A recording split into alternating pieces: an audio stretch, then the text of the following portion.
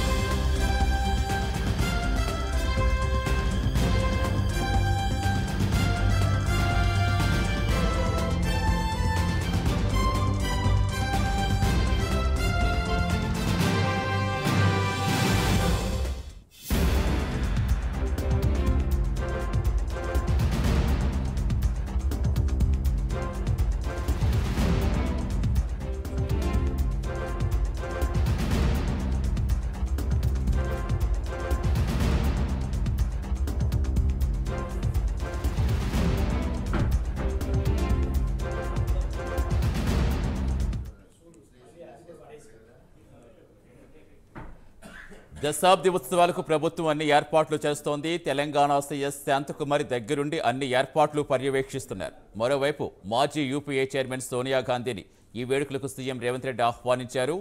June 2తో రాష్ట్రం ఏర్పడి 10 ఏళ్లు అవుతుండటంతో దశాబ్ది ఉత్సవాలకు ప్రభుత్వం ఏర్పాట్లు చేస్తోంది.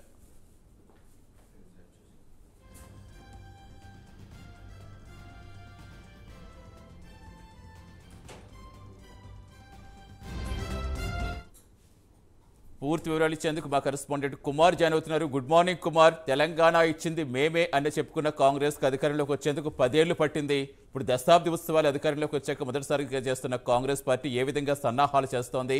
ఏర్పాట్లు ఎలా ఉన్నాయి? Good morning Satish. ఏదైతే తెలంగాణ రాష్ట్రం ఏర్పడి 10 ఏళ్లు కావడంతో దశాబ్ది ఉత్సవాలకైతే ప్రస్తుతం తెలంగాణ రాష్ట్రం సిద్ధమవుతుంది. ముఖ్యంగా ఏదైతే ఎంతోమంది బలిదానాల తర్వాత తెలంగాణను అయితే సాధించుకున్నాం. ముఖ్యంగా ఏదైతే తెలంగాణ సాధించుకున్న తర్వాత కూడా మొదటి 9 ఏళ్ళు కూడా ఏదైతే కేసీఆర్ అయితే ముఖ్యమంత్రిగా ఉన్న సమయంలో ఈ ఉత్సవాలు అయితే నిర్వహించారు.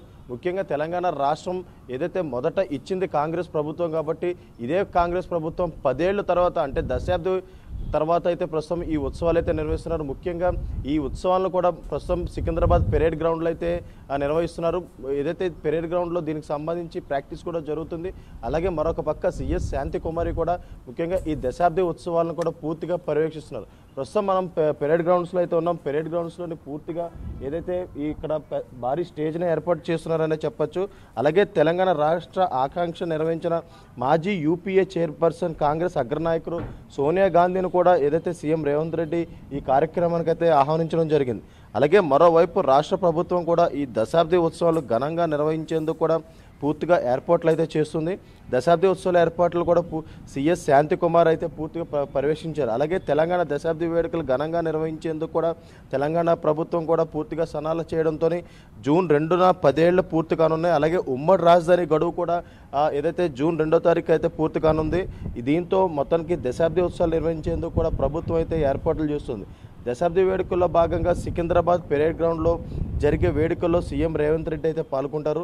అలాగే గన్ పార్క్ అమరవీరుల స్తూపం వద్ద సీఎం నివాళులు అర్పించి పెరేడ్ గ్రౌండ్స్లో జాతీయ గీతాన్ని అయితే ఆవిష్కరిస్తారు.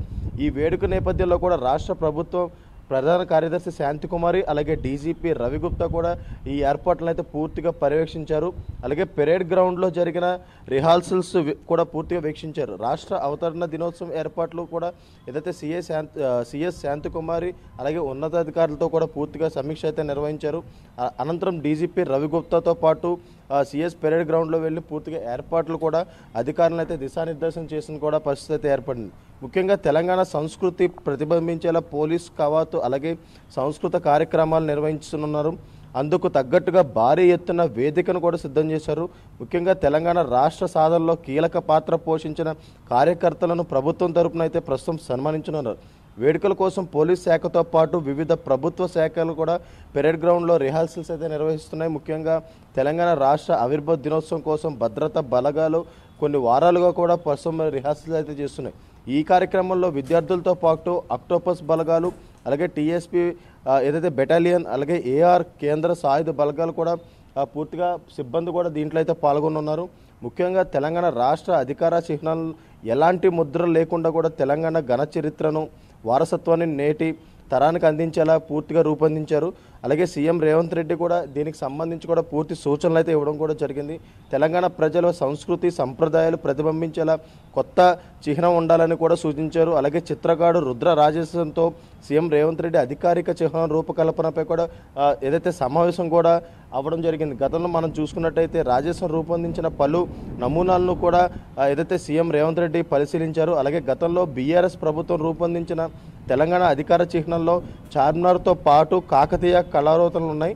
వాటిని రాచరిక ఆనవాళ్లు భావించే కాంగ్రెస్ ప్రభుత్వం తొలి కేబినెట్ సమావేశంలోనే కొత్త చిహ్నం రూపొందించాలని కూడా భావించింది. ముఖ్యంగా అధికారిక చిహ్నం ఖరారు కావడానికో కొంత సమయం పడుతుంది కాబట్టి ప్రభుత్వ వర్గాలు అయితే ప్రస్తుతం ఏదైతే ఈ పెరేడ్ గ్రౌండ్లోని పూర్తిగా ఈ సన్నాలు అయితే చేస్తున్నారు. జూన్ 2న జరిగే తెలంగాణ రాష్ట్ర ఆవిర్భావ వేడుకల్లో కూడా ముఖ్య అతిథిగా అయితే ప్రస్తుతం సోనియా గాంధీ అయితే పాల్గొంటారు. అలాగే సోనియా గాంధీని ఆహ్వానించడం కూడా ముఖ్యమంత్రి, అలాగే డిప్యూటీ ముఖ్యమంత్రి బట్టి విక్రమార్క కూడా ఏదైతే నిన్న ఢిల్లీలోని ఏదైతే ఈ సమీక్ష అయితే నిర్వహించడం జరిగింది. ముఖ్యంగా ఏదైతే తెలంగాణ రాష్ట్ర ఆవిర్భవించి సుమారు 10 ఏళ్ళు కావడంతో, అలాగే ఉమ్మడి రాష్ట్రాల రాజధాని కూడా సంబంధించి 10 ఏళ్ళు పూర్తవుతుంది. ఈ నేపథ్యంలోనే దశాబ్ది ఉత్సవాలు కూడా ఎంతో ఘనంగా నిర్వహించడానికి ఏదైతే కాంగ్రెస్ ప్రభుత్వం కూడా పూర్తిగా ఏర్పాట్లు అయితే ప్రస్తుతం చేస్తుంది. జూన్ 2వ తారీఖుని దశాబ్ది ఉత్సవాలు అయితే మొదలైతాయి. అలాగే ఏదైతే దీనికి సంబంధించి ఎంతోమంది అమరవీరులు ఏదైతే అవడం తర్వాత మనకి ఈ తెలంగాణ అయితే సాధించాం. అలాగే తెలంగాణ కాంగ్రెస్ ప్రభుత్వం ఇచ్చి 10 ఏళ్ళు అవుతుంది. తర్వాత దశాబ్ది కాలం తర్వాత ప్రస్తుతం కాంగ్రెస్ ప్రభుత్వం హయాంలో ఉండడంతో ప్రస్తుతం ఏదైతే పెరేడ్ గ్రౌండ్స్ అయితే పూర్తిగా ఏర్పాట్లు అయితే చేస్తున్నారు. Satish, right, thank you Kumar.